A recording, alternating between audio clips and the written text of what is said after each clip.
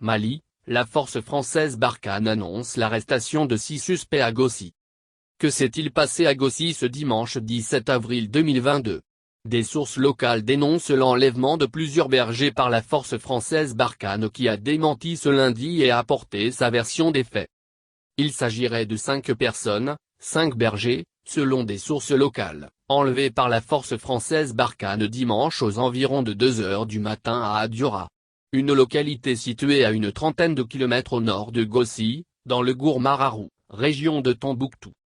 L'armée française, qui est justement en train de se désengager de cette zone, a immédiatement réagi à cette information mise en ligne sur les réseaux sociaux.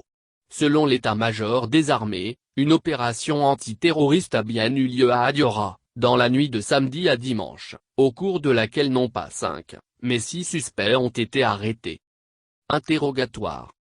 Ils sont actuellement interrogés par la force Barkhane, indique l'état-major, qui précise que l'opération en question visait des combattants de la Katiba du Gourma, affiliés au XIM, le groupe de soutien à l'islam et aux musulmans, lié à Al-Qaïda au Maghreb islamique.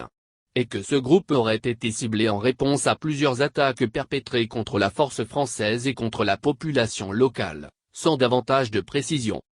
Selon la procédure en vigueur, les 6 suspects seront, en fonction des conclusions de leur interrogatoire, ou libérés ou remis aux autorités maliennes.